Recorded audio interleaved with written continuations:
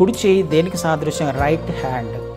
Right hand కూడా చాలా ప్రాముఖ్యమైన, రైట్ హ్యాండ్ సైడ్ చాలా ప్రాముఖ్యమైన స్థానం ఉంది బైబిల్లో. దాదాపు 166 సార్లు రైట్ హ్యాండ్ సైడ్ అనే మాట రాయబడింది.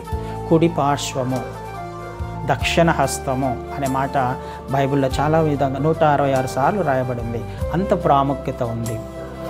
ఒక మాట ఎఫెసీయులకు రాసిన పత్రికలో చూసే ప్రయత్నం చేద్దాం. ఎఫెసీయులకు రాసిన పత్రికలో మొదటి అధ్యాయము,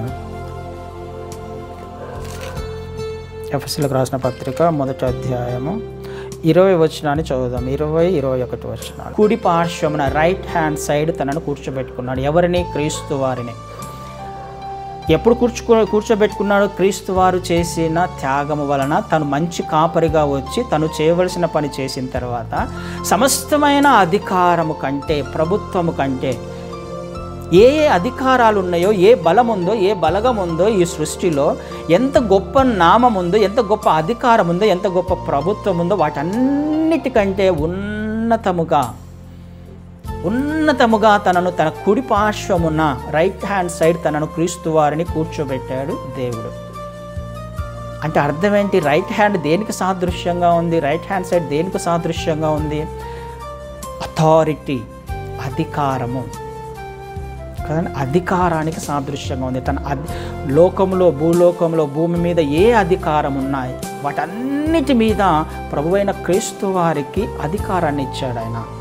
క్రీస్తు వారికి అధికారం ఇచ్చినప్పుడు సమస్తమైన ప్రభుత్వాల కంటే, అధికారం కంటే కూడా దేవునికి క్రీస్తు వారికి అధికారం ఇచ్చినప్పుడు ఈ క్రీస్తు వారి కుడి చేతిలో ఉన్న, రైట్ హ్యాండ్లో ఉన్న నక్షత్రాలు ఈ సేవకులు. అంటే సేవకులకు దేవుడు అధికారాన్ని కూడా ఇచ్చేవాడు, అధికారం ఇచ్చినవాడు కదా. క్రీస్తు వారు శిష్యులను పిలిచాడు. మత్తయి సువార్త 10వ అధ్యాయంలో కనపడతాయి. శిష్యులను అందరిని పిలిచి 12 మందిని పిలిచి ఆయన వారికి అధికారం ఇచ్చి పంపించాను. ఏం అధికారం ఇచ్చాడు? దయ్యాలను వెళ్ళగొట్టడానికి, రోగాలను స్వస్థపరచడానికి, అద్భుతాలు చేయడానికి కదా అధికారం ఇచ్చి పంపించాడు ఆయన. శిష్యులకు అధికారం ఇచ్చి పంపించాడు. అధికారం ఇచ్చేవాడు దేవుడు. అది ఎప్పుడు? ఈ విధమైన పరిచర్య చేస్తూ ఉన్నప్పుడు. ఏ విధమైన పరిచర్య? నక్షత్రము వలె ఉన్నప్పుడు, తనకు అప్పచెప్పిన వారిని సరైన మార్గంలో నడిపించే ప్రయత్నం చేస్తూ ఉన్నప్పుడు వారిని ఆయన తన కుడి చేతిలో పెట్టుకోవడానికి ఇష్టపడతాడు. వారికి ఆయన అధికారం ఇవ్వడానికి ఇష్టపడతాడు.